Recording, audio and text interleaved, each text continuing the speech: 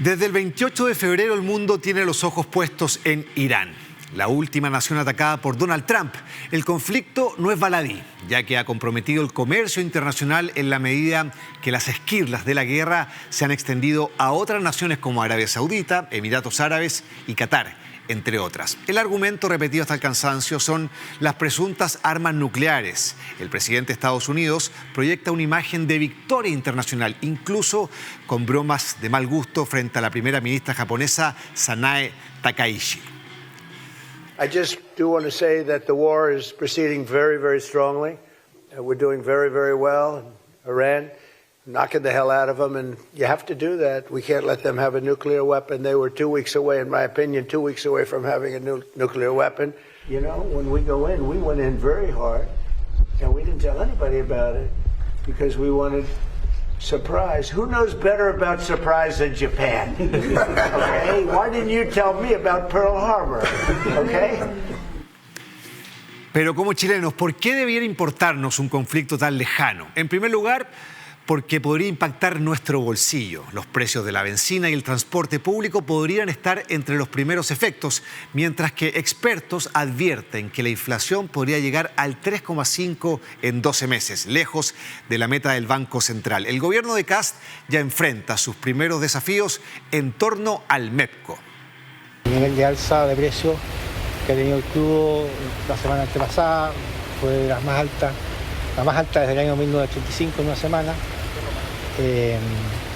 Los mecanismos que tenemos en Chile para hacer que el alza se traspase en forma retardada al mercado interno nos van a hacer que la próxima semana empecemos a gastar 120 millones de dólares por semana.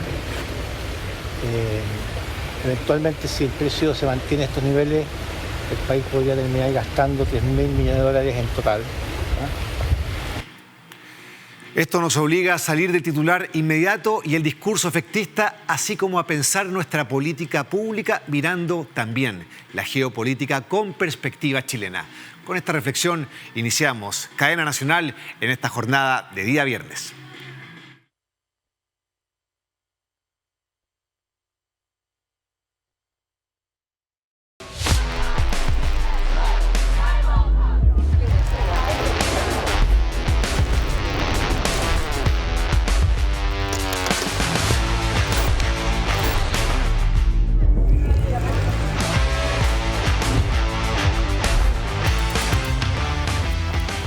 Bueno, veían que en nuestro inicio, en nuestro reel inicial, hablábamos de esto que está en la agenda internacional, en nuestros noticieros también, en las últimas semanas, desde fines de febrero.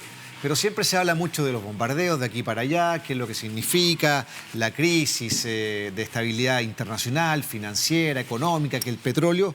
Pero queremos hoy día, como es en el estilo de Cadena Nacional, darle una mirada un poquito más conectada a lo que implica esto en nuestra realidad LATAM, en nuestra realidad Chile, en nuestros bolsillos, pero también entender más en profundidad. Hay poco espacio siempre para la profundidad en el análisis internacional de los medios tradicionales. Y aquí en Cadena Nacional lo queremos tener. Y para eso, para hablar de lo que está ocurriendo con esta crisis en Irán, Israel, Estados Unidos, lo que pasó hoy día con la OTAN, la frase de Trump, que ya la vamos a analizar, estamos con un colega, ¿cierto?, corresponsal de la agencia EFE, muy importante de España, y fuiste corresponsal también en Teherán. Javier Martín, ¿cómo estás? Muchas gracias por venir a Cadena Nacional. Gracias por la invitación, es un placer y un honor estar aquí.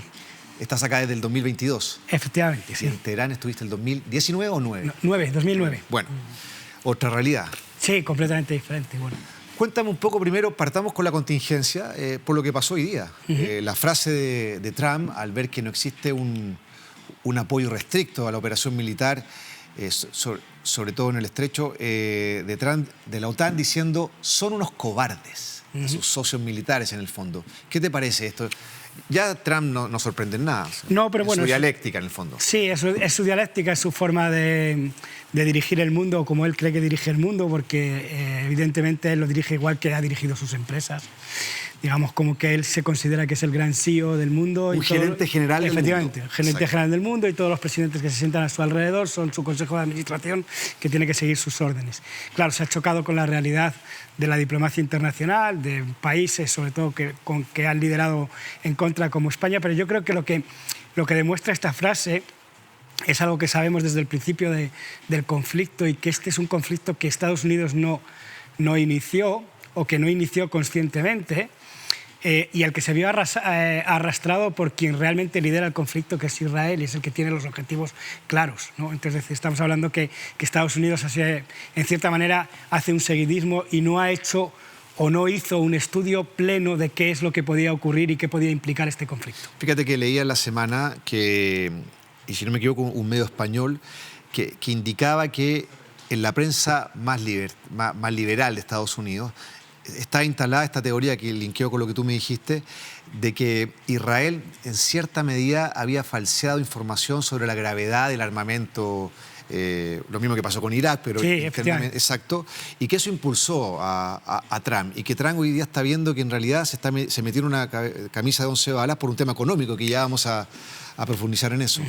Sí, porque además hemos visto que ha habido ya dimisiones, como el del jefe de la inteligencia, que ha dicho abiertamente que no le dejaron enviarle toda la información que necesitaba el presidente. Pero también tenemos que saber que es, como te decía, que estábamos en 2009, ya cubrimos una situación similar. En 2009 ya se hablaba del programa nuclear iraní, ya se decía que estaban cerca de la bomba, ya se decía que tenía el programa balístico, ya se empezaron las negociaciones. O sea, esto es un conflicto de larga data, la cuestión del programa nuclear. Es decir, las bombas, el programa nuclear lo ha tenido desarrollado Irán, pero nunca lo ha llevado a la fase final. Irán, ahí repasábamos la pauta, el año 74 inició su programa militar o atómico, pero nos mandaste un mapa, un mapa que conecta toda esta zona, pero con Europa. Claro. Hay mucha importancia en eso. Y que ahí lo estamos viendo un poco, y que tiene que ver, acá está, mira, en el wall, que tiene que ver con las conexiones, con el comercio, etcétera. Claro, pero y tiene que ver también con un poco como entender cuando decimos que es Israel quien marca el ritmo y el paso de esta guerra. Al ver el mapa entendemos por qué. Vemos dónde está la franja de Israel, chiquita ahí. Lo que se está generando es una gran cadena de inestabilidad en toda esa región. Vemos que en los últimos años tenemos Irán, que es el país más grande, es enorme. Exacto, el gris. Está inestable. Tenemos a Afganistán al lado, que está inestable con los talibán. Tenemos a Siria con un presidente que era miembro de Al-Qaeda, que está inestable. Tenemos un Irak inestable desde el 2003 por el ataque a Saddam Hussein. O sea, vemos que es una cantidad enorme de territorio que está bajo una inestabilidad absoluta, que es lo que busca Israel, también el norte del Líbano, para sus objetivos, que es mantenerse como el país más fuerte y seguir teniendo la industria militar que tiene. Y todo esto geopolítico se conecta con la presencia ahí del estrecho de Hormuz, que es un estrecho que en su parte más angosta tiene 34 kilómetros, o sea, algo muy pequeño, pero por ahí pasa el 20% del petróleo que sale de toda esa zona, del comercio del petróleo mundial. Y leía también que el 85% casi de ese petróleo, de ese 20% mundial, va a Asia. ¿Y por qué es tan importante eso? Porque obviamente eso si ahí ocurre algo, le va a pegar a Asia. Le va a pegar a China. Y le va a pegar a China. ¿Y qué pasa con nuestra inflación, con el precio de nuestras bencinas, etcétera, con el precio de nuestro cobre si le pega a China? Nos pega directamente. Se va a ir para arriba, porque además, no solamente porque siempre hablamos del petróleo en el estrecho de Hormuz, pero si vemos el mapa, en la parte más estrecha, que es la que une Omán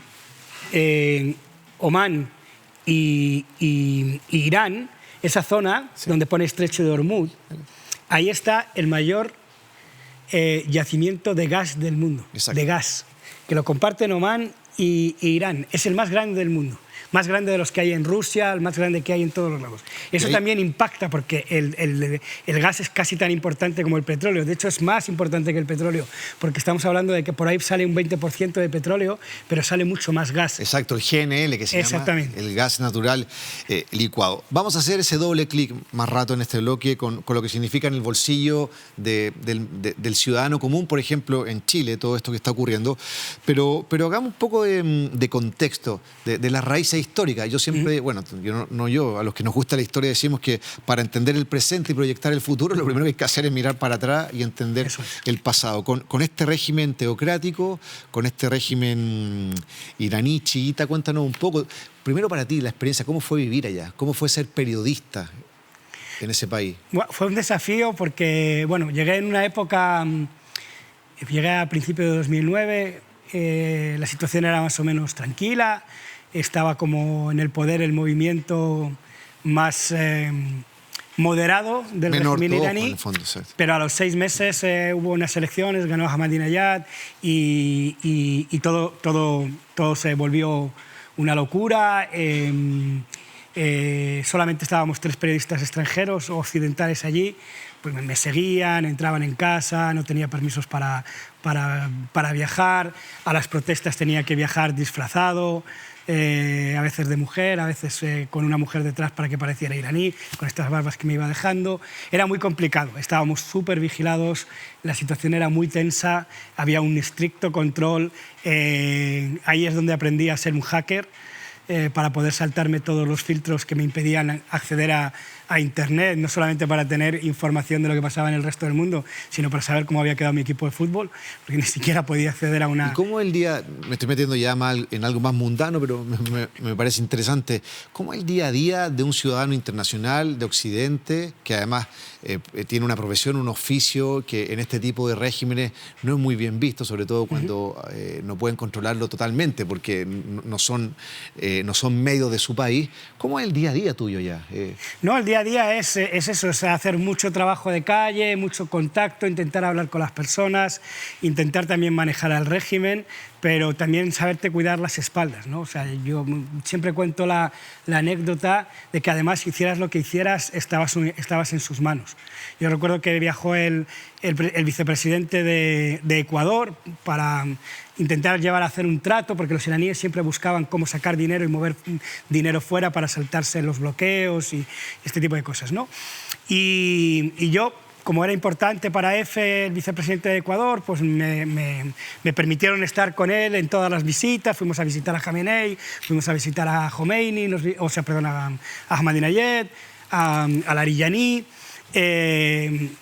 Y cuando estábamos me acuerdo que estábamos en el Palacio Presidencial de Ahmadinejad, como te digo, éramos 3 los periodistas extranjeros que estábamos allí. Un chico de Reuters, estaba yo, y un chico italiano.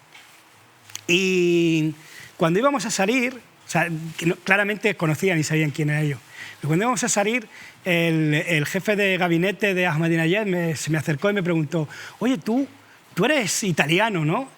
Y digo, no, yo no soy italiano, no, yo soy español. ¿Pero estás seguro? Digo, hombre, sí, estoy seguro. Soy español. No, bueno, pues entonces puedes irte. Y yo decía, claro que puedo irme, pero ¿por qué no voy a poder irme? No entendía nada, ¿no? Porque estamos hablando de 2009, que no tienes el WhatsApp y ese tipo de cosas. Yo no sabía lo que había ocurrido. Y entonces, cuando llegué a casa, vi que en las noticias que habían detenido al director de la televisión iraní en Italia por acusado de interferir en la compra de armas y este tipo de cosas, ¿no? Entonces ahí yo entendí por qué preguntaban si era yo italiano. Y rápidamente llamé a la embajada italiana, que tenía ese contacto, para decirle lo que me había ocurrido. Para proteger a tu y para colega. proteger a mi colega italiano, porque sabía que los iraníes son así. Tú te llevas a uno mío, yo me llevo a uno tuyo y luego intentamos intercambiar. Y llamé y me dijo, no te preocupes, nosotros nos avisaron de que íbamos a hacer esa detención en Roma, y el embajador personalmente se fue ayer con Antonio, que era el corresponsal, se lo llevó a Roma antes de la detención. Es decir, claro, eso te pone en un problema, dices, bueno, yo no he hecho nada, yo estaba en un palacio presidencial y si llego a ser italiano no salgo, termino en la cárcel de Evin para hacer un... Ese era el tipo de vida, era un tipo de vida en el que estabas todo el día en alerta, y que era muy difícil escarbar para poder sacar información. En los años 50, Eisenhower impulsa todo este programa de desarrollo atómico para la paz, Átomos para la Paz. Después la Agencia Atómica Iraní a mediados de los 70. Después se consolida el régimen chiita. Después, del 2002, George W. Bush los declara parte del eje del mal.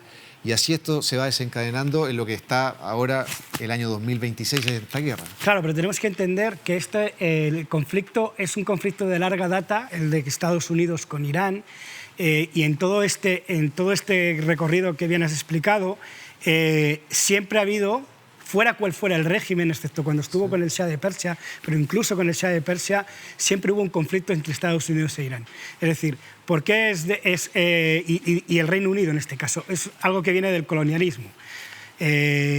Cuando el primer ministro Mossadegh, en el año 54 creo que es, decide lo que han hecho muchos países, le pasó a Chávez en Venezuela, nacionalizar el petróleo y quitarle el petróleo a las empresas británicas y americanas, el MI6 y la CIA hacen un golpe de Estado para terminar con el régimen de Mossadegh o con la presidencia de Mossadegh y sobre todo con la excusa de que el Partido Comunista o Tudeh estaba empezando a crecer dentro de Irán. Y le dan el poder al Shah de Persia. Y el Shah de Persia con ese poder lo que hace es intentar occidentalizar el gobierno, el país, pero a las bravas, y entonces es cuando empieza a presionar a los clérigos, y en este caso a Khomeini, que se tiene que ir al exilio, primero en Irak, bueno, primero en Turquía, luego en Irak, y luego ya va a París. Y ahí se generan todos, es decir, que el conflicto entre Estados Unidos e Irán ha sido con Mossadegh, ha sido con el Shah de Persia y está siendo con los ayatolás. Y siempre con la variable petróleo. Y siempre con la variable del petróleo. Exacto. Ahora, ¿qué pasa hoy día con este conflicto? Porque veíamos la reacción que tuvo Trump a este no apoyo, entre comillas, de la OTAN, de no seguir profundizando la operación. Pero aquí me parece, y tú eres el experto, de que Irán lo que está haciendo es, bueno, no tenemos cómo pelear esto, pero sí podemos desestabilizar. Y claro, si desestabilizamos la economía con estos bombardeos que han generado un daño importantísimo en centrales petroleras, de gas, lo que ocurre es que los socios de Estados Unidos empiezan a decir, maestro, esto nos está pegando, esto va a generar una inflación, inestabilidad, o sea, no te vamos a apoyar. Claro, y no te vamos a apoyar porque también es verdad que hay dentro sobre todo de Europa, empieza a haber un movimiento social bastante potente en contra de la guerra. Sí. Y eso también les pone en alerta a los gobiernos europeos. Tenemos la idea siempre de que la Unión Europea no es una unión en sí misma, sino que es más bien una unión económica en la que los países, sobre todo Alemania y Francia, tienen unos intereses diferentes a otros países y eso hace que no haya unas políticas comunes. Por lo tanto, es muy complicado conseguir una alianza y sobre todo cuando se ve que todo ha sido innecesario y no planeado. Entonces, claro, y sobre todo la forma que tiene de gobernar Trump. Por lo tanto, es muy difícil y además añadámosle a eso que ya tenemos experiencias fracasadas pasadas como Irak. Exacto. Bueno, entonces, claro, es muy difícil entrar en un conflicto de este calibre y justificarlo ante tu población en el momento actual. Es decir, tú ahí juegas una variable que tiene que ver con el costo político para cada uno de esos países. En todos lados hay elecciones, en todos lados hay marcha, en todos lados hay una reputación política que estar de este lado te puede afectar.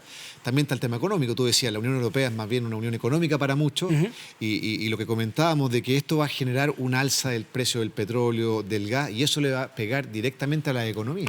Claro, y lo que va a obligar además a los gobiernos, ya hoy, por ejemplo, en España se aplicó un nuevo paquete de medidas para intentar bajar el precio de la gasolina, medidas como el teletrabajo para que la gente no se mueva y no tenga que gastar benzina.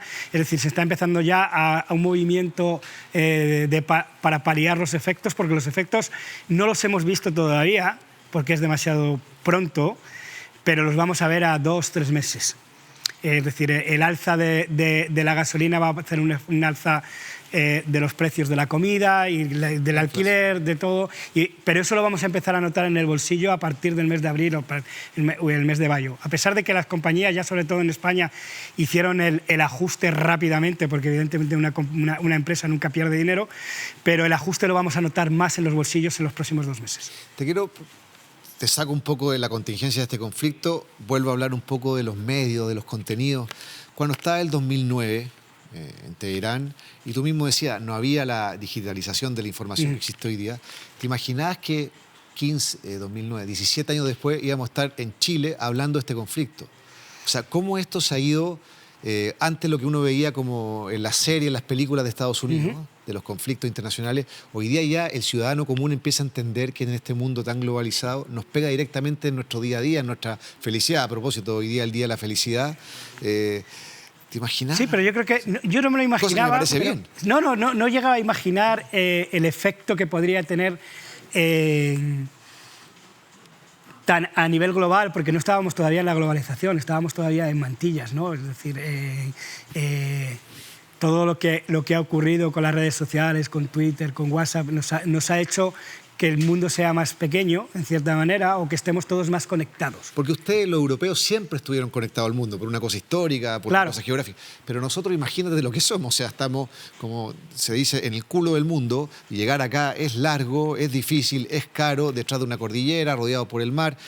Pero esta digitalización, que es muy negativa en algunas cosas, ha permitido esto, o sea, claro, entender que somos parte de un sistema. Claro, no, y sobre todo, y no tanto la digitalización solamente, sino la globalización económica. Exacto. Es decir, porque llega un momento en el que evidentemente nosotros pensábamos, pero bueno, la bomba cae allí y Chile está muy lejos y además en una cordillera no nos va a caer una bomba, pero no entendíamos, porque no teníamos esas ideas de que el efecto era sobre nuestro bolsillo, sobre la economía global, que Chile en realidad, como el resto del mundo, no está aislado. Aunque haya una cordillera, Chile no tiene petróleo, lo tiene que comprar Argentina o lo tiene que comprar tiene materias primas que tiene que importar y que tiene que exportar, que no es autónomo.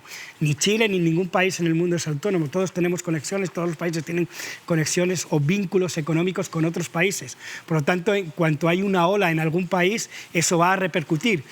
¿Qué puede ocurrir? Que a lo mejor anteriormente éramos menos conscientes porque las olas eran más lentas, pero ahora las olas son muy rápidas. Es decir, que hay una bomba en Oriente Medio y 2 días después tenemos el efecto en Chile subiendo las bencinas. Bueno, y obviamente esto tiene que ver con lo líquido que está claro. el mundo.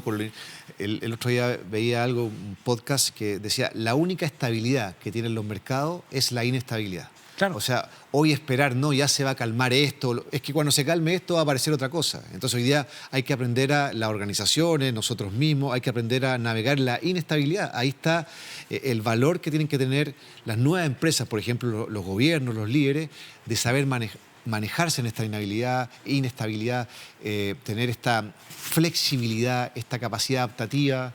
O sea, cambió el mundo en eso. Pero eso también tiene que ver con el sistema en el que vivimos. Hay que entender que la base del sistema en el que vivimos, que es el capitalismo, por definición es crecimiento, es puro crecimiento. Pero claro, ya hay muchos economistas que te dicen no se puede crecer al infinito. Lo que pasa es que el capitalismo necesita crecer para sostener este sistema. Con lo cual hay que intentar crecer, y crecer al 2, al 4, al 6, al 8.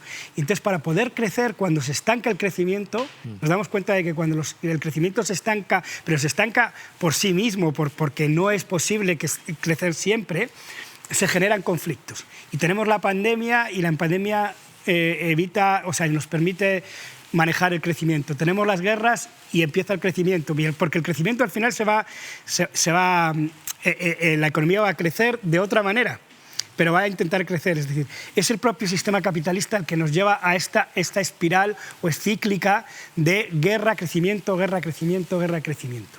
Cuando un gobierno viene y dice vamos a crecer al 4% en 5 años, no está entendiendo que no puede crecer al 4%, ya no es posible crecer al 4%, porque todo lo que está ocurriendo hace que el crecimiento no sea cíclico. Pero claro, el capitalismo no puede vivir sin crecimiento. El otro día escuchaba en un programa de radio, más bien vinculado a economía, se metieron ahí a la Bolsa de Londres a ver cómo había crecido la acción de la empresa que fabrica los misiles. Claro. ¿Ya? Cada misil vale como $1,5 millones. Estos que están... Había crecido un 36% en 2 semanas el precio de la acción. Bueno, vamos al mapa un poco de las refinerías que están en peligro y que obviamente, más lo del gas, pueden generar un impacto terrible en la economía, en la estabilidad al menos. Mira, toda esta zona está amenazada, ya está siendo bombardeada. Y aquí hay una táctica de Irán. Bueno, no les vamos a ganar la guerra, pero vamos a hacer que tengan que parar de atacarnos. Exacto. Exactamente. ¿Cómo lo ves tú ahí? Mira, aquí tenemos dos puntos importantes para ver.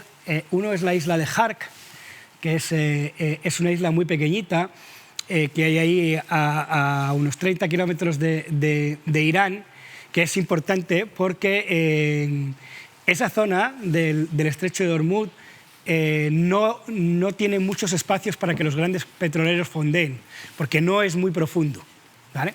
Entonces, muchos petroleros no se pueden acercar a la costa de Irán a cargar. Irán lo que construyó es una isla casi artificial a 30 kilómetros donde sí que pueden fondear y donde se pueden cargar los petroleros.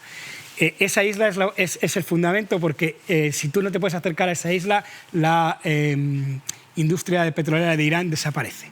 Pero también desaparece la de Bahrein y la de Kuwait y la de Arabia Saudí porque evidentemente tienen que pasar alrededor de Jark. Y en Jark hay una posición militar muy importante por parte de Irán, que es la que ha intentado bombardear Estados Unidos. ¿Qué está haciendo Arabia Saudí? Está desviando gran parte de su petróleo, donde pone Bahrein, lo está desviando al Mar Rojo. Y desde hace como una semana, la mayor parte... Oleoducto. Claro, con un oleoducto, pero está poniendo muchos barcos en esa zona de ahí, que de momento funcionaba, pero hay tantos que se ha creado un taco, como dirían los chilenos, y hay demasiados, entonces no le está sirviendo la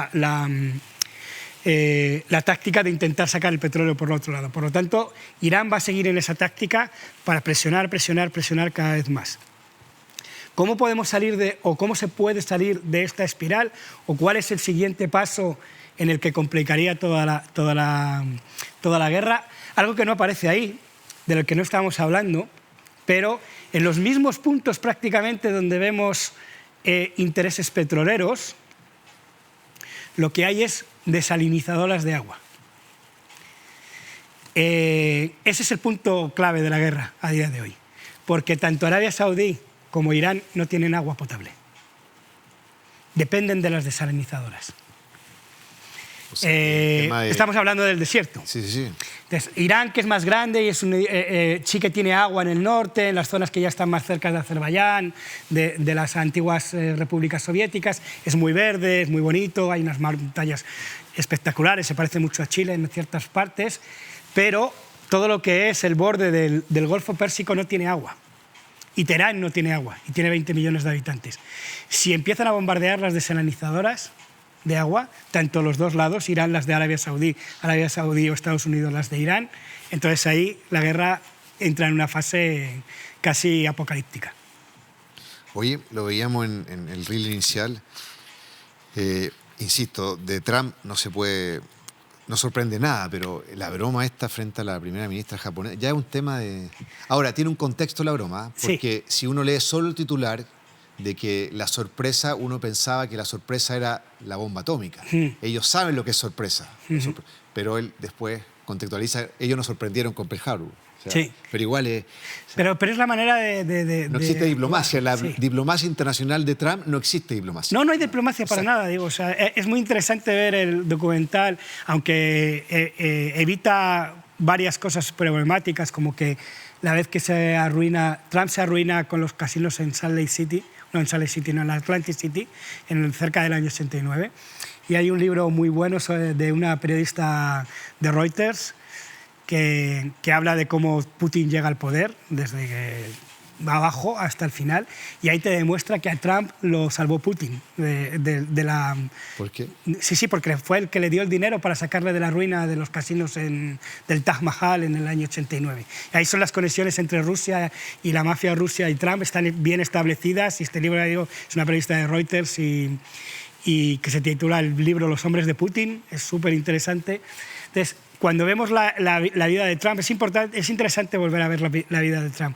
El documental que tiene Netflix es... Trump, An American Dream. Eso es, Trump, An American Dream. Ahora, lo que uno no le puede alegar a Trump o criticar es su falta de coherencia, porque Trump ha sido Trump siempre. Exactamente, ese es el peligro, es decir, que esto es como, conocido. no nos enojemos con Trump, hay que enojarse con los que votan a Trump, pero claro, bueno, que tiene cierta lógica. Yo me acuerdo para la primera elección, cuando fue a segunda vuelta con Hillary, que había gente que decía, es imposible, ¿cómo le...? Y le decía, Trump es el candidato de Homero Simpson.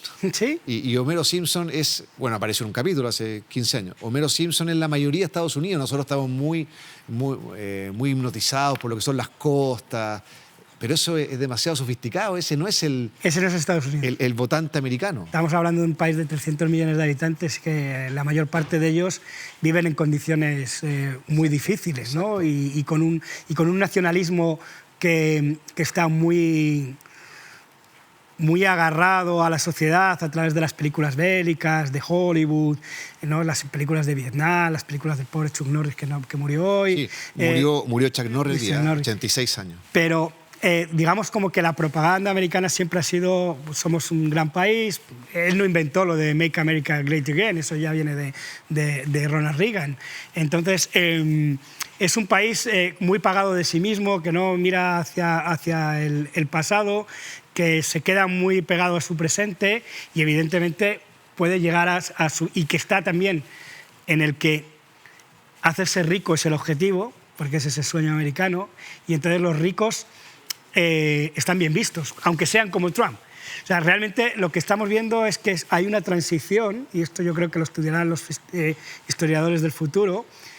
Estados Unidos ha dejado de ser una democracia plena para convertirse en una plutocracia, el gobierno de los ricos, que ya lo explicaban. Perdón, si hubiera ganado Hillary, igual si uno hace un análisis, es medio impresentable que la, comillas, democracia más grande del mundo, más sólida, hubiera tenido entre la segunda década del 90, 3 familias gobernando. Claro. La Bush, la Clinton, Sí. Y la excepción fue Obama. Claro. Que era la tercera familia en el fondo, pero, o sea, pero porque son los intentos, los equilibrios del poder, pero también es verdad que lo que ha hecho Trump es saltar esos equilibrios del poder, porque es verdad que Bush, es decir, esta guerra es posible, es que lo olvidamos, ¿no? Pero esta guerra es posible, que a Trump haya hecho es posible, porque Obama no hizo nada, y estamos hablando de Obama, el gran demócrata, para eliminar una irregularidad que había hecho su predecesor Bush. Es decir, Bush consigue que cuando el ataque de las Torres Gemelas, consigue que haya una ley que permita al presidente de Estados Unidos lanzar una guerra sin el apoyo del Congreso, sin la necesidad del Congreso, si es con la lucha contra el terrorismo. Eso lo consigue George Bush hijo en 2001 para lanzar la guerra contra los talibán y buscar a Osama Bin Laden por lo que había pasado el 11S. Pero es que esa ley que pasó Trump y que fue muy polémica en 2001 sigue en vigor. Obama no la quitó. ¿Qué pasó? Bush. Claro, Obama no la quitó y es la que está usando Trump para legitimarse dentro de Estados Unidos esta guerra. ¿Por qué estamos oyendo todo el tiempo la palabra terrorismo en boca de Trump? ¿Por qué se le llama a Venezuela un narcoterrorismo o a Maduro un terrorista? Porque si hubiera que hacer una operación contra Venezuela habría que ir al Congreso. Pero si decimos que es un terrorista, entonces ya no necesitas el Congreso. Y con los iraníes pasa lo mismo. Es decir, estamos hablando, no, es que es un régimen terrorista. Eso le está permitiendo a Estados Unidos hacer esta operación, porque si no hubiera necesitado pasar por el filtro del Congreso y a lo mejor en el Congreso no le hubieran dado la autorización. Por eso digo que está demoliendo la democracia americana, porque para lanzar una guerra, como ocurrió con Vietnam, se hubiera necesitado los equilibrios de poder entre el legislativo y el ejecutivo. Pero eso ya no existe.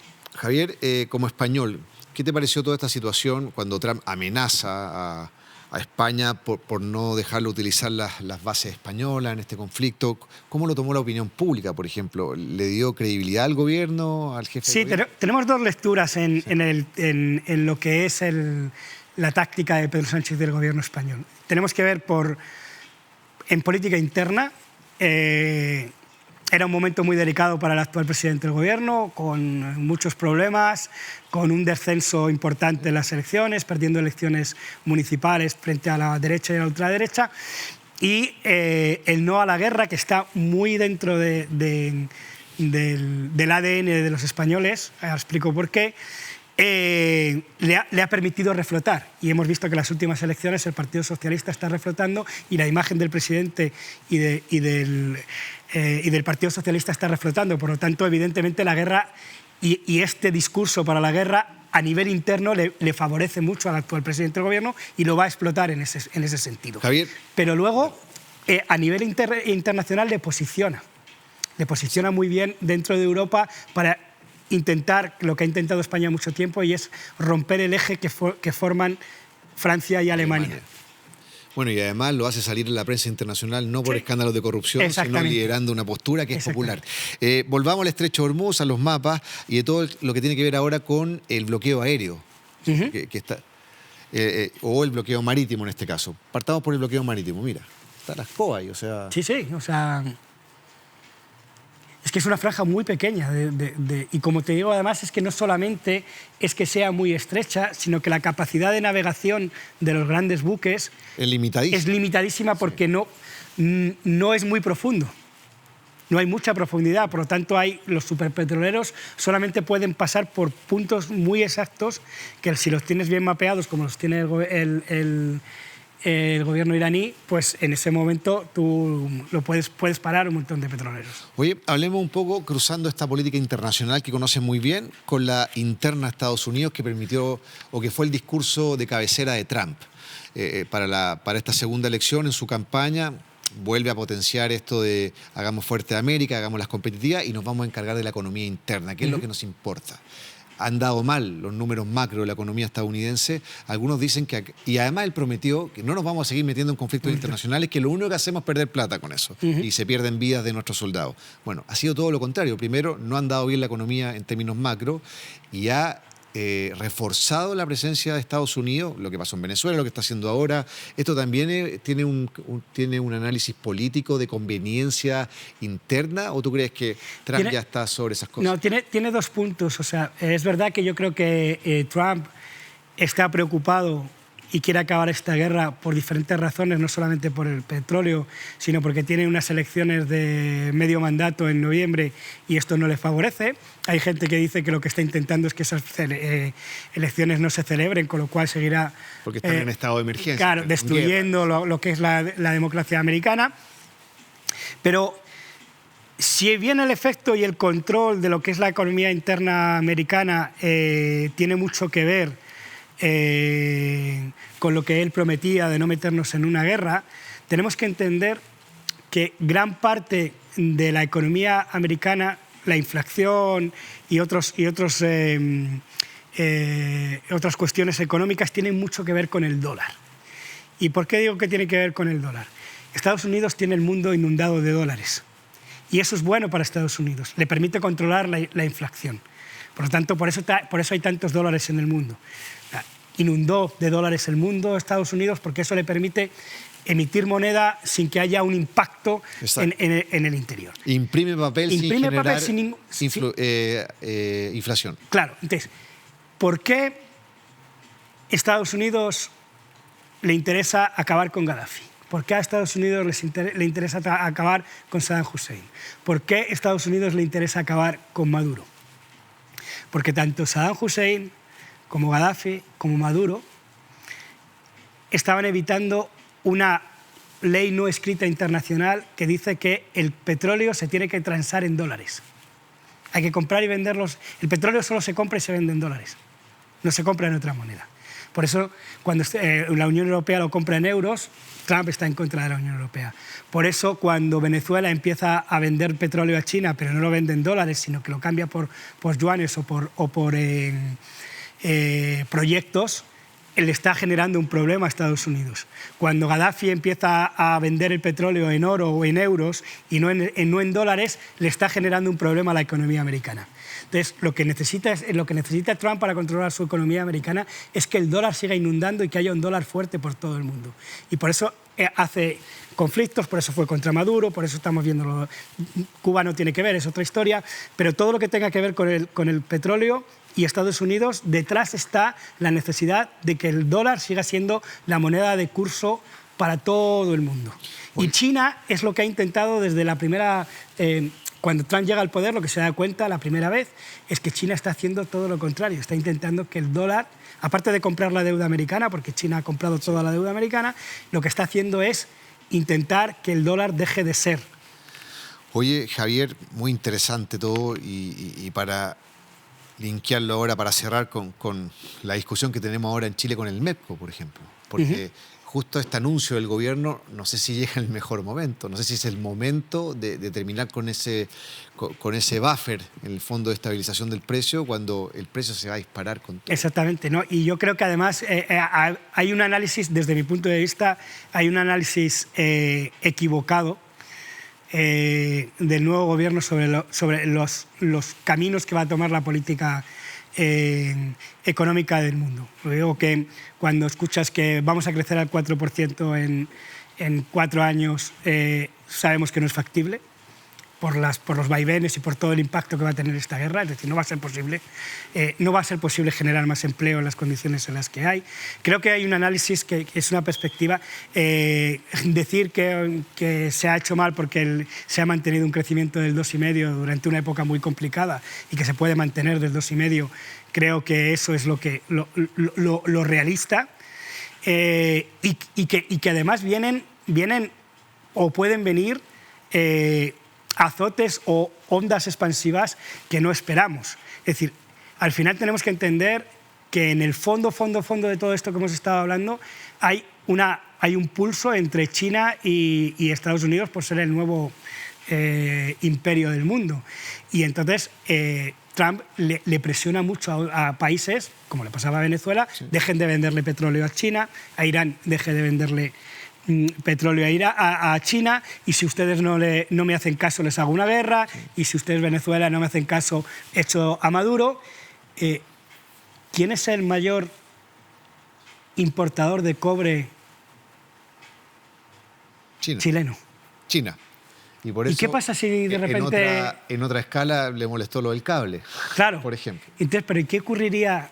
Vamos a hacer política... Sí, ficción. Ficción.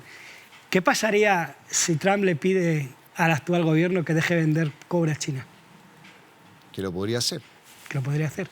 ¿Qué le pasaría a la economía chilena? Bueno, ahí está lo que será tema de otra invitación que te hagamos.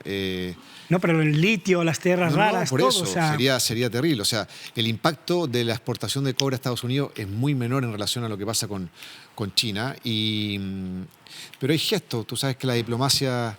¿Tuviste quién es el nuevo embajador de Chile en Estados Unidos? sí. Ya. Que en los medios se ha resaltado mucho su carrera bancaria, que también es un símbolo, pero tiene otra característica muy importante. Pero es a mí de apellido Ergas, claro. Y es un líder a nivel LATAM de la colonia judía. Claro. Y eso es un simbolismo para Estados Unidos. Es decir, mira, tranquilo, tenemos cierta conexión a lo que a ti te importa. Si, por ejemplo, Chile es un país de este porte, pero si, por ejemplo, el gobierno de Kast nombraba un embajador en Estados Unidos que fuera una persona importante en la colectividad LATAM, como es el caso de Erga en la judía, del mundo árabe, vinculado con el movimiento palestino, también tenía un simbolismo. Entonces, este país tan pequeño y este gobierno va a tener que... Va a tener que tener, y no sé si tiene esa mano izquierda para saber navegar, y sobre todo porque... Yo creo que también estamos empezando a ser conscientes, y yo creo que lo pasa a los líderes europeos, no sé si aquí ha pasado todavía, de que las reglas anteriores ya no son las mismas. Entonces, cuando dices, no, pero Chile siempre ha sabido mantener sus equilibrios entre China pero era en un contexto internacional y diplomático diferente al de día de hoy. O sea, es decir, ese contexto en el que tú puedes mantener equilibrios y llevarte bien con unos y con otros y hacer diplomacia, es que Trump ha hecho saltar la diplomacia internacional. Está haciendo saltar la ONU, está haciendo saltar la OMS, está haciendo saltar el sistema diplomático internacional. Entonces, intentar mirar el mundo con las reglas pre-Trump para estar en el momento pre-Trump es complicado. Bueno, conoce el término, obviamente, los ambientes VUCA a nivel mundial, que es una sigla en inglés que tiene que ver con inestabilidad, con nada puede ser predecible, es una histeria permanente, una velocidad.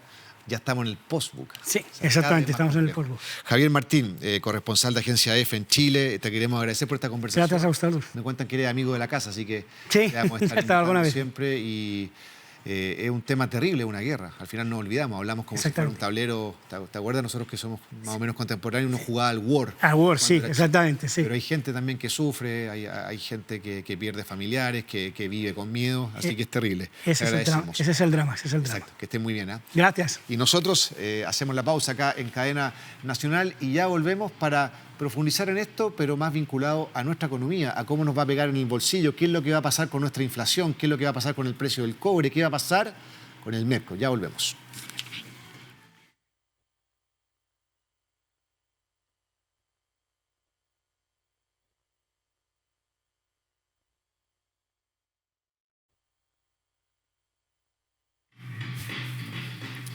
Bueno, hoy seguimos en esta jornada de día viernes acá en Cadena Nacional y estamos con Felipe Salce, economista, un conocido de la casa. ¿Cómo estás, Felipe? Muchas gracias, un gusto. Feliz de estar acá, como siempre. Economía en 3 minutos se llama tu plataforma, tu cuenta en Instagram, que le va muy bien, la gente te sigue, tienes una comunidad grande. Sí, Economía en 3 minutos nació en 2022. La idea siempre es explicar economía un poquito más en sencillo, acercarla un poquito más a la gente, no ser tan tecnócrata, que la gente lo pueda entender un poquito más y por algún misterio de la vida que no logro entender, le digo bastante bien, la verdad. Bueno, porque a la gente le interesa, Increíblemente. Porque la economía global nos afecta directamente en nuestro bolsillo y nuestro bolsillo afecta nuestra calidad de vida y nuestra calidad de vida afecta nuestra felicidad. A propósito del día de la felicidad. Oye, Felipe, viste el primer bloque, full lo que está pasando en Irán, este conflicto internacional, con la postura muy intransigente de Estados Unidos, todo lo que está ocurriendo en esta franja de tierra, en este estrecho donde pasa más del 20% del petróleo mundial y más del 35% del gas. ¿Cómo nos va a afectar en el precio del petróleo, de los combustibles de partida? Claro, el estrecho de Hormuz. A ver, lo que ocurre a nivel internacional siempre en estos conflictos, que más encima el conflicto justamente es por la materia prima del petróleo, es que en economía se le restringe la oferta, o se recorta un poco la oferta disponible y eso dispara los precios internacionalmente. Mira, tenemos una gráfica de eso, para complementar tu explicación. Esto a nivel internacional, ¿cómo se disparó? Exactamente, justamente ahí hoy en día estamos por sobre los $100 el barril de petróleo, lo cual ha ocurrido anteriormente, no estaba en máximos históricos, pero estar por sobre los $100 el barril es muy, muy alto. ¿Bien? Y eso afecta a toda la economía del mundo. Estados Unidos también, por supuesto. Pero mira, el 28 de febrero llegó a los 81. Pero ya estamos en 106. ¿Por qué sale ahí marzo y el bombardeo fue el 28? Porque los mercados no abren fin de semana y fue fin de semana. Pero en 3 semanas, menos de 3 semanas, estamos en 106. O sea, se pegó. Es el punto. No solamente, a ver, si bien estamos en un precio alto, lo que así ha sido casi histórico es el alza en tan poco tiempo. Bien, que de hecho lo decía el ministro, también lo ha dicho Donald Trump entre medio, que el precio del petróleo subió de manera mucho más rápida que otras veces. No estamos en máximos históricos, pero la velocidad sí ha sido quizás una de las más grandes del mundo. Y eso afecta a toda la economía del mundo. Y llegándolo a Chile de sobremanera, ¿por qué? Porque Chile no tiene petróleo, prácticamente nada, entonces importamos casi el 100% de lo que ocupamos, entonces dependemos de ese gráfico, dependemos del precio internacional. No tenemos reservas de petróleo para abastecernos y protegernos, como por ejemplo si podríamos decir del cobre. Sí. El cobre no sustituye el petróleo, por supuesto. Pero hay otras materias primas que uno dice, no, Chile tiene lo suyo y puede aguantar un poco. Con el petróleo no, estamos completamente sujetos a lo que pasa afuera. Y obviamente algunos dicen que esto está un poco blindado porque ha entrado la electromovilidad, etc. Pero eso es marginal en relación al volumen de lo que significa las operaciones con petróleo. Además, no todos los medios de transporte tienen la capacidad de abastecerse a través de electricidad. Es totalmente marginal la electromovilidad en Chile, si bien hay transporte público, hay avance en transporte público. Copiapó tiene el 100% de su flota eléctrica en este minuto, pero es claro, son casos muy, muy puntuales. ¿Y qué es lo que ocurre con el petróleo o los combustibles en general que tienen efecto en el resto de la economía? No solamente que suba la benzina. Si sube la benzina, sube el transporte y con eso sube el precio de todos los bienes y servicios que requieren movimiento. Bien, las frutas, las verduras, todo lo que consumimos se mueve entre regiones con petróleo. Porque en el fondo está en la canasta. Exacto. Y eso no golpea en el IPC y no golpea en el valor de nuestro dinero, etc. Lo que pasa es que está en la canasta el precio de la gasolina, el combustible que todos llenamos en la bomba de benzina, o las personas que tenemos auto, pero además de eso, además de encarecerse ese ítem, producto de la gasolina, también se encarecen todos los otros bienes. Entonces hay un doble efecto. La gasolina que está en la canasta y los otros bienes que también están en la canasta. Oye, para bajar esto del precio del barril del petróleo internacional, para que la gente entienda un poco, cuando un barril está sobre los 100, cuando un barril está bajo los 100, ¿eso cómo se nota en el precio local nuestro? El precio local de Chile tiene no un problema, pero sí tiene una diferencia que está protegido, está blindado por este sistema que ha estado también un poco últimamente, que es el MEPCO, Mecanismo para la Estabilización de Precios del Petróleo. Entonces, ¿qué es lo que pasa? ¿Qué es lo que hemos visto ahora? El precio internacional del petróleo, el barril en dólares, ha crecido más de un 30%. Pero en Chile los combustibles no han crecido un 30%. Entonces, cuando tú me preguntas cómo se ve eso en el bolsillo diario que es de la persona, la respuesta es que de forma directa al menos no se ve. Yo no voy a la bomba de benzina y veo que el precio subió a 1.700, a 1.800, que es lo que hubiese pasado.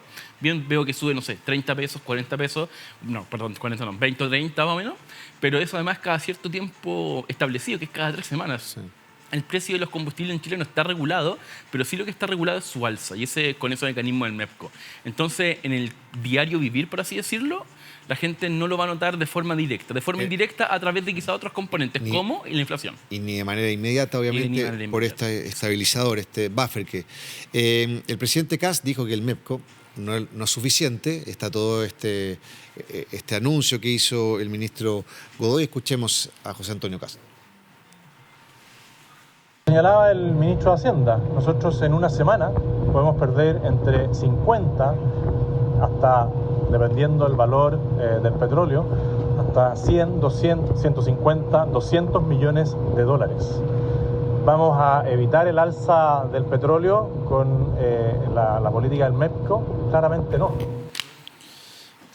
Pero entonces, ¿cómo lo puedes hacer? La verdad es que no hay otra forma. A ver, lo que dice el presidente Kast es cierto. El MEPCO en estas circunstancias significa un gasto importante para el Estado. Porque ¿qué es lo que ocurre? El precio internacional del petróleo está subiendo demasiado alto, protegemos al consumidor, pero alguien absorbe ese es un subsidio estatal en el fondo. Exactamente, es un subsidio, pero es un subsidio puntual en estas circunstancias. No es un subsidio permanente. Y entonces, cuando hablamos de que pueda subir o que está subiendo estamos gastando 50 millones de dólares por semana, no es que sea todas las semanas del año. Bien, de hecho el MEPCO tiene una fórmula, está establecido de tal manera que sea fiscalmente neutro. ¿Qué significa esto? Que en el largo plazo el gasto fiscal que el MEPCO conlleva sea cero. Bien, porque hoy día, claro, amortiguamos la subida, pero cuando baje el precio del petróleo, tampoco va a bajar de golpe, porque en esa bajada el MEPCO se vuelve a financiar. Entonces ahora hay un gasto fiscal, pero eventualmente después va a haber un ahorro fiscal porque a Francisco y a Felipe no le va a bajar tanto la benzina y ahora sí vamos a devolver la plata, por así decirlo. En el fondo, el MEPCO, cuando el petróleo sube, actúa como una línea de crédito para el consumidor final. Tal cual. Y cuando el petróleo baja, se paga esa línea de crédito. Exactamente. Controla el diferencial que se produce. Exactamente, eso es el MEPCO. El MEPCO lo que hace es que el precio de la gasolina, de los combustibles, 93, 97 y diésel, no pueda subir más de un 2,4% cada 3 semanas. Así funciona el mecanismo. ¿Bien? ¿Es verdad que sin el MEPCO hasta 300 pesos podría subir? Hasta 400. Hasta 400. Con la situación de hoy día. O sea, 400 pesos más. De un día para otro. De un día para otro. Sí, porque el MEPCO, establece que no puede subir más de 2,4% en 3 semanas. Y los precios de los combustibles los publica en app todas las semanas, pero el de los combustibles específicos varía solamente cada 3 semanas. Sin el MEPCO o sin este sistema, por así decirlo, los combustibles variarían en teoría como cualquier bien o servicio, como ir a la feria o ir al supermercado y podrían en la tarde, después de salir del programa, decir, oye, la benzina subió 400 pesos. Mira, hay una gráfica del Ministerio de Hacienda que saca la foto con el MEPCO y sin el MEPCO. Es decir, ¿nos la puede explicar?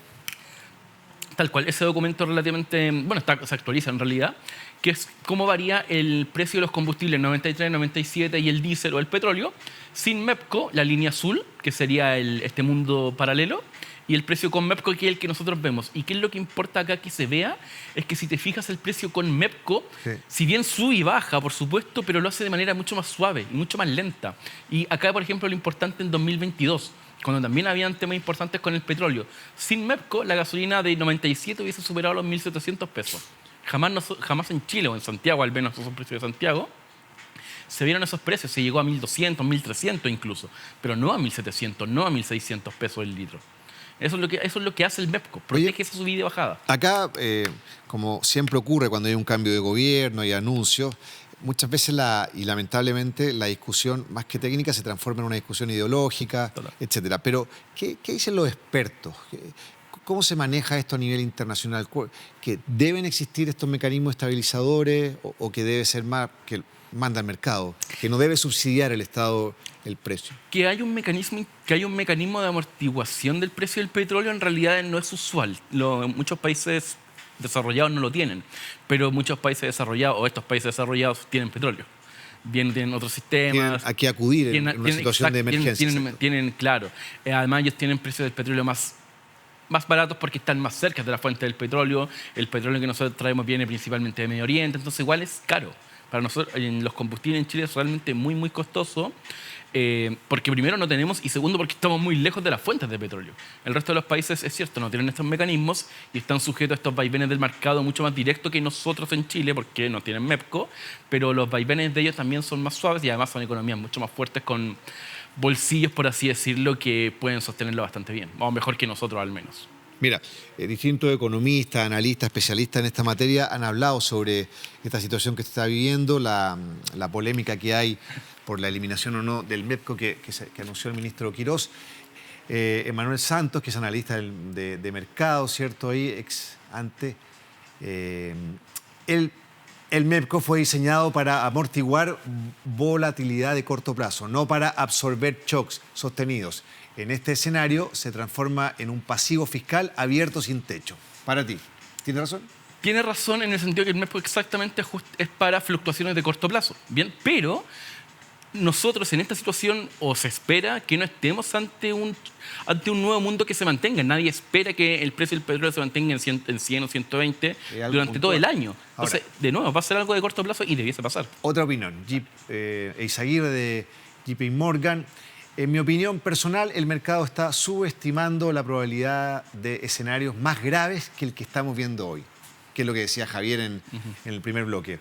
Por cada 10% de aumento permanente en el precio del petróleo hay cerca de 20 puntos base más de inflación y 15 puntos más, bases menos de crecimiento en el mundo. Acá lo que decía Javier, ojo que se están anunciando, no se han implementado, medidas que no están tomando en consideración la inestabilidad. Totalmente, el precio... A ver, el tema de sacar o no el MEPCO, lo que va a hacer finalmente es que el precio de los combustibles va a fluctuar mucho más rápido. Y ahí estábamos en el gráfico anterior que vimos más o menos a cuánto pudiese llegar el precio de los combustibles hoy en Chile. Sin MEPCO, por ejemplo, estaríamos hablando de 1.600 pesos, una subida de 300, 400 pesos hoy. Pero eso no termina ahí, que es lo que hablábamos al principio. Eso también tiene un efecto colateral, no menor, en el aumento del precio del resto de los bienes y servicios, producto justamente de que estos requieren transporte. Ahí el economista hablaba de un 10-20% de inflación a nivel mundial como promedio. Nosotros podría ser mucho más porque nosotros no tenemos petróleo. Entonces, para nosotros el golpe va a ser mucho más fuerte que para el resto de las economías del mundo. Felipe, tú trabajas mucho en esa economía diaria de la gente, sus finanzas personales, las finanzas familiares. Ya estamos en esta situación, esta inestabilidad, ojalá termine lo más pronto posible, pero va a ser permanente. Y más con un personaje como Trump, porque ahora es esto, pero puede en el futuro ser otro conflicto. Uno como persona de carne y hueso, economía a pie, debería empezar a pensar sus decisiones relacionadas con el transporte, por ejemplo, aún más, de manera más global. No solo a mí me gusta andar en auto, me gusta andar en metro, me gusta andar acá, me gustan los petroleros, no, me gustan los autos bencineros. ¿Sabes qué? La inversión tiene que ser en algo híbrido, en algo eléctrico. ¿Tú sientes que la gente toma en consideración la inestabilidad global cuando toma ese tipo de decisiones? Yo creo que no lo toma en consideración. ¿Y debería? Yo creo que sí. No tanto por esta situación en particular, sino porque... A ver, y esto es una opinión totalmente personal de la cual no tengo ninguna evidencia. Yo creo que en Chile tener auto es casi una especie de sinónimo de éxito, como una especie de un checklist dentro de mi avance personal o avance monetario, de mi estabilidad laboral. Pero si tú ves, otros países desarrollados no están así. Es muy valorado el transporte público. La gente que puede tener muy buenos empleos, pero no siempre tienen autos, se mueven en transporte público, en metro, en grandes ciudades del mundo, de Estados Unidos, de Europa, en trenes. Creo que esto que tú dices, que es muy correcto, ya nos sirve esa excusa que se decía siempre de que no, lo que pasa es que aquí el transporte público es muy malo. Claro. Eso ha mejorado mucho. Hoy en día tenemos un transporte público de lujo. Cualquiera que haya tenido la suerte de viajar por el resto de América Latina o países desarrollados, el transporte de Chile es realmente de lujo. Los buses eléctricos con aire acondicionado, el metro, las líneas son prácticamente de última tecnología. En realidad el transporte chileno es muy, muy bueno. Tenemos además más líneas de metro. Entonces yo creo que Chile, o al menos Santiago, y eso quizás es un problema también, va a avanzar paulatinamente a un mundo donde quizás el auto o el combustible no va a ser tan de uso cotidiano y vamos a empezar a usar, o deberíamos empezar a usar el transporte público de forma más normal, de forma más cotidiana, y no que sea algo mal visto de que yo ando en micro porque no me alcanza la plata. Es simplemente porque quizás, primero, es más económico, y segundo, me ahorro todo un problema de este tipo de fluctuaciones, por ejemplo. Bueno, en la oposición, desde el PP más específicamente, Jaime Araya hizo una propuesta. Él propone eliminar el impuesto específico. Miren. Si el gobierno está planteando bajarle el impuesto a los grandes grupos económicos de 27 a 24%, también tiene que hacer un gesto a la clase media y a las familias más pobres, dejando sin efecto el cobro del impuesto específico a los combustibles. Por cada litro de benzina se pagan aproximadamente 600 pesos de impuesto específico a los combustibles. Por lo tanto, insistimos ante el presidente Kast que debe dejar sin efecto el cobro del impuesto específico a los combustibles para enfrentar la crisis del alza del precio de la benzina que se aproxima. La bancada de Independientes y del PPD hemos elaborado una propuesta en el día de hoy, que hoy día la vamos a dejar presentada y la vamos a socializar con el gobierno la próxima semana, para rebajar el impuesto específico. Ahí hay un impuesto del orden del 6%. Y lo otro es hacer que las mineras paguen el impuesto de los combustibles. No es posible que hoy día se le pretenda cargar a las personas un alza de los combustibles y las mineras queden absolutamente exceptuadas de esta alza de los combustibles. ¿Cuál conviene más de las dos medidas, a tu juicio? Hay varias cosas ahí. Primero, el MEPCO funciona a través del impuesto específico. Bien, entonces eliminar el impuesto específico hoy día completo incluye también eliminar el MEPCO. El impuesto específico tiene dos componentes, un componente fijo y un componente variable. El componente fijo son 6 UTM por cada metro cúbico, bien, que serían como 0,06 UTM por litro de benzina. Para la gasolina, para el diésel es 1,5, es el 25% apenas. Bien, los petroleros pagan menos impuestos y por eso el combustible de ellos es más barato. Ahora, ¿cuál conviene más? Ahí la respuesta va a depender de cuánto se pueda recaudar de las mineras, la verdad. ¿Cuál es el problema? Eliminar el impuesto específico hoy día, completo, si bien es cierto, bajaría el precio de las gasolinas a veces, porque como está este componente variable, por ejemplo, ya no tendríamos el subsidio en caso de problemas. Es un ingreso fiscal importante. Estamos hablando de 2,8 billones de pesos al año. El 2025 entraron 2,8 billones por concepto de impuesto específico al fisco. Y estamos en una situación de estrechez fiscal, eso todos lo sabemos, déficit fiscal sostenido en los últimos 15 años. Entonces, eliminar una fuente de ingreso no menor puede generar problemas. Oye, hay una palabra que es siniestra, que le tienen miedo siempre los políticos, los economistas, porque impacta directamente en la gente, que es la inflación. ¿Cómo ves tú las proyecciones de inflación pensando en todo esto que está pasando a nivel internacional, del peso que tiene el petróleo? La presión, claro, como Chile no tiene petróleo, le afecta o es más sensible a estos choques externos, esa es como la terminología. Ahora, ¿qué es lo que ocurre? Las proyecciones de inflación en el corto plazo, y esto es importante igual mantenerlo decirlo para no generar alarma innecesaria, las proyecciones de inflación en el corto plazo han vuelto a subir. Por ejemplo, para marzo, la inflación de marzo, mes que todavía no termina, en enero se esperaba como un 0,2%, en febrero un 0,4%, ahora se espera un 0,6% solo para marzo. Lo tenemos en gráfica eso, y al final se va sumando todo y va siendo más compleja cumplir con las metas. Por supuesto. Ahí está. Esto es del Banco Central, ¿eh? Esto es del Banco Central, exacto. Eso es lo que se llama la encuesta de operadores financieros. Para los que lo quieran revisar, el Banco Central la hace todos los meses, donde pregunta expectativas de inflación mensuales y también en 12 meses. Y ahí está la variación mensual que se espera para el mes actual, que en este caso es marzo, de un 0,6%. Para abril, un mes adelante, 0,5%. Pero si nos fijamos 2 meses más adelante, ya en abril ya se espera un 0,2%, que en realidad es lo normal. En realidad un 0,2% mensual es una buena cifra para Chile. Entonces, ¿hay expectativas de que la inflación suba? Sí, pero un par de meses. Sí. Ahora, 12 meses estás fuera de la meta. 3,5. Hoy en día estamos en 2,4.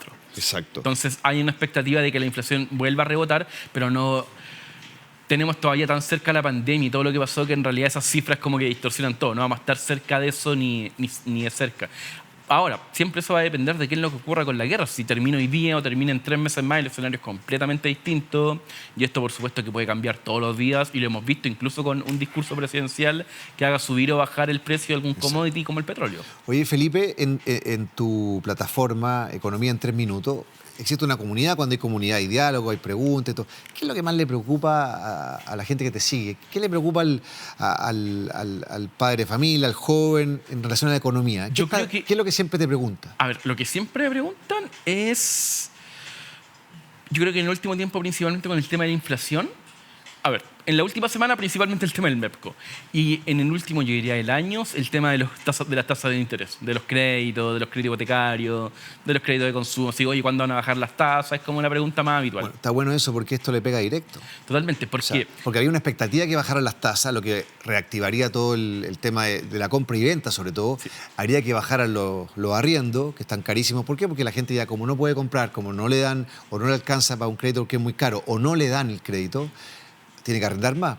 Al haber más solicitud de arriendo, los arriendos están más caros. Entonces, esas expectativas como que se están... Se están aterrizando. Sí. Se están aterrizando. Además, bueno, ya estamos en pleno 2026, ya en marcha, terminando casi el primer trimestre. Pero a ver, ¿qué es lo que ocurre? Una inflación alta o una presión inflacionaria alta lo que hace es que el Banco Central sea más cauto y posiblemente no baje sus tasas de interés, no continúe bajándolas. Y eso hace que los bancos comerciales, con los comunes y corrientes con los que todos tratamos, tampoco bajen sus tasas de interés y los créditos de consumo sean más caros. Los créditos hipotecarios también dependen más un poco más del largo plazo, no tanto de la tasa de política monetaria, pero igual afecta. Entonces, claro, si alguien decía, oye, las tasas de interés van a bajar fuerte ahora, no, sabes que parece que ya no tanto, porque hay una presión inflacionaria no menor, a la que Chile está mucho más expuesto que otros países. ¿Tú cuánto llevas con economía en 3 minutos? 4 años más. 4 años. Tres de forma connectiva. ¿Has visto un crecimiento en el interés de la gente por los temas de la economía más macro? ¿Has visto un aprendizaje de la gente de entender, sabéis que a mí estos temas me afectan directamente? Sí, muchísimo. Yo creo que, la comunidad ha ido creciendo en realidad de forma sostenida en el tiempo, con algunos pics cuando hay temas interesantes, como hoy en día, en estas últimas semanas. Yo creo que sí hay un aprendizaje y una especie de conciencia de que, oye, ¿sabes qué? Esto me afecta. Desde el dato puntual del IMASEC, que no es tan conocido, o antes quizás no era tan conocido, hasta el dato puntual de inflación, porque, claro, ya todos vivimos lo que era una inflación alta, todos sabemos qué pasa cuando suben las tasas de interés. Como que la gente ya es un poco más consciente, a mi juicio, de que estos pequeños datos mensuales, como las tablas que estábamos viendo, estos gráficos que quizás no son tan amigables, la gente dice, oye, esto ¿sabes qué me afecta? Quizás no lo entiendo completamente, es difícil dimensionarlo, no podríamos poner una cifra de cuánto me va a afectar a mí personalmente, pero de que tiene una consecuencia y quizás conviene estar un poquito alerta. Oye, hemos hablado del petróleo, o sea, estamos pensando mucho en la gente que tiene su automóvil, los transportistas, etcétera, pero hay mucha gente que anda en transporte público, que lo dijimos, y se va a ver afectada también porque va a terminar subiendo el ticket, el precio, el valor del transporte. Sí, en Santiago... El valor de la micro, así va a ser. El valor de la micro, completamente. Soy la micro que todos pagamos con la tarjeta VIP, ya no existe, yo pago con el QR. ¿Qué es lo que pasa? El transporte público en Chile está subsidiado. Bien, nosotros, si el transporte público fuera como una empresa privada, nosotros pagaríamos más o menos el doble por micro, más o menos. Bien, el transporte público en Chile está subsidiado y también está regulado. En Transantiago, Red, no puede cobrar lo que quiera. Hay un comité de expertos, un panel de expertos, que le sugiere al Ejecutivo cuándo subir, o bajar, pero nunca ocurre, cuándo subir y cuánto el valor del pasaje de micro, de Transantiago, de Red, de lo que sea. Mira, está bueno eso porque tenemos una gráfica para explicarle a la gente, ahí este panel de expertos, qué elementos toma en consideración para... Justamente eso. Ahí están, a ver si lo explicas tú. Justamente eso. El primero, el más importante, no solamente por la conversación, sino el que más pesa dentro de la fórmula, que es el precio del petróleo internacional. Diesel. Perdón, el precio del petróleo después del MEPCO. Exacto. ¿Bien? Entonces, aunque tengamos una flota eléctrica, por ejemplo, si Santiago tuviese buses completamente eléctricos, como lo tiene la ciudad de Copiapó en la región de Atacama, igual subiría el precio del transporte público. Porque está dentro de la fórmula. La fórmula no contempla el tema de que había un avance en la electromovilidad. La fórmula es muy antigua, creo que antes del 2010, y hubo una intención de cambiarla en el 2019, antes del estallido social, pero terminalmente no se llevó a cabo. Me sacaste ahí, Javi, nuestro director, la gráfica para que la vea la gente, porque ya, primero el precio del petróleo, el diésel, después el índice del costo de la mano de obra, el índice de precio al consumidor, el IPC. Y si sube el IPC, sube todo. El tipo de cambio para el dólar, ¿cierto?, americano observado. El índice de costos de energía eléctrica. El índice de costos de potencia eléctrica. Como nuevos factores que componen la metodología. O sea, son varias cosas. Son varias variables. Y hacen subir la luz. O sea, sube la luz y esto afecta. Pero aquí hay algo importante. ¿Cuál es el punto? Si te fijas en la fórmula, ok, está el precio del diésel después del MEPCO. Si el MEPCO se saca, también va a subir acá. Bien, está el índice de los costos de energía, pero no hay una proporción. Si, por ejemplo, de nuevo, si Santiago tuviese el 99% de uso eléctrico, se van a calcular igual de la misma forma, van a pesar exactamente lo mismo. Da lo mismo el porcentaje de uso eléctrico que tengamos, mientras tengamos esta fórmula, el precio del diésel va a seguir afectando en esa tarifa. Y muy posiblemente el precio del diésel, el precio de los combustibles sube la próxima semana, o ENAP publica los nuevos precios la próxima semana. Si empieza a haber una subida fuerte en 2-3 semanas juntas, es posible que este panel de expertos sugiera una nueva alza en el transporte público. Bastante probable. Y viene el invierno, más frío, la parafina ya subió 100 pesos. La parafina subió 107, antes también ya había subido 100 y algo, el queroseno está subiendo con más fuerza, porque el queroseno no está sujeto al MEPCO, o tiene un sistema un poco distinto. Puede variar todas las semanas y tiene menos margen, por así decirlo. No se protege tanto el queroseno como está menos los subsidiado. combustibles. Está menos subsidiado. Oye, ayer estuvimos acá con Alejandro Guzmán, que es el doctor Bolsillo, que también trabaja en una situación un poco de educación financiera, con instituciones, los bancos, etc. Y él hablamos de un tema más vinculado a ese ciudadano que se queda sin pega de repente, que no tiene mucha educación financiera, que no ha tenido una posibilidad de ahorro. Entonces, ¿cómo reaccionar a una situación así? Y él decía, antes de pensar en cómo reaccionar, que sí nos dio algunos tips, la reacción inicial sería prepararse a que eso va a ocurrir, porque eso va a ocurrir en algún momento. Totalmente. ¿Ya? En tu caso, yo creo que tu comunidad es más joven. Mi comunidad, sí, según la estadística, está entre 25 y 44 Exacto. años, el 70%. Es un target más joven. Ayer hablábamos de 50 plus, los mayores 50, que es un concepto de economía, la silver economy, etc. En tu caso, ¿qué le dirías tú a la gente joven? ¿Ya? ¿Cómo prepararnos a este mundo tan inestable? De repente te caes sin pega. Igual el chileno joven ya ha cambiado, no es como nosotros, que está casi que el sueño de nuestros padres era trabajar 20, 30 años en el mismo lugar. Ustedes lo que quieren es movilidad, nuevos desafíos y todo. ¿Cómo un joven que está ganando sus lucas debería enfrentar esta nueva economía tan inestable a nivel global y obviamente en Chile? A ver, la recomendación siempre es estar preparado antes de que llegue el momento, por así decirlo. O sea, por ejemplo, si una persona joven o independiente más o menos de la edad, queda sin trabajo y no está preparado, como que en el minuto no hay mucho más que hacer. Exacto. Salvo la capacidad financiera que tenga detrás, o para capacidad quizás de endeudarse o para vender algún activo, como no sé, si tiene una casa, un auto, como que va a depender cómo lo pilla parado, en palabras simples. Yo creo que el consejo que se puede dar, sobre todo a la gente quizás más joven, que ya hoy en día hay mucha más información, es siempre, ojalá, aspirar a tener más de una fuente de ingresos. O sea, ok, todos tenemos un trabajo formal, pero, por ejemplo, se puede, no sé, invertir. Hay inversiones que hoy en día son mucho más asequibles, con mucha más información, donde muchos jóvenes, conocidos míos, se meten en ese mundo, cosa quizás tener una segunda fuente de ingresos en caso de, o trabajo como independiente. Mira, target distinto, etario. Y Alejandro me dijo lo mismo. Uno podría pensar lo tradicional, que el primer consejo, que obviamente es importante, hay que ahorrar. Ahorren el colchón. Sí. Pero los dos me dijeron empezar a pensar en una fuente de ingreso paralela a la principal. Totalmente. Sí, el ahorrar siempre es recomendable. Sí, o sea, obvio. No gastar la plata que no tengo. Tener, ojalá, más de una fuente de ingresos, aunque obviamente siempre habrá una principal, inevitablemente. Y eso, en realidad, el resto son siempre consejos tipo de manejar gastos de la mejor manera posible, tener una buena capacidad de endeudamiento, cosa de que te sirva como colchón en caso de emergencia. No para gastármelo en vacaciones o irme de fiesta todos los fines de semana, sino de que, ok, cuando pase algo, yo pueda recurrir a ese colchón, a ese financiamiento y estar acogido. ¿Y tus comunidades jóvenes tienen conciencia de eso? Espero que sí. Me gustaría creer que sí. Yo no tengo tanta interacción con mi comunidad. No es algo que me sea tan fácil, pero yo creo que sí, o al menos tienen el interés de informarse de ese tipo de cosas. Bueno, Felipe, te agradecemos. Invitar a la gente, obviamente, a tus plataformas, y a Instagram. ¿Cómo es tu...? Economía en 3 minutos, todo junto, tal como suena. Sí. Exacto. Así ahí que, está.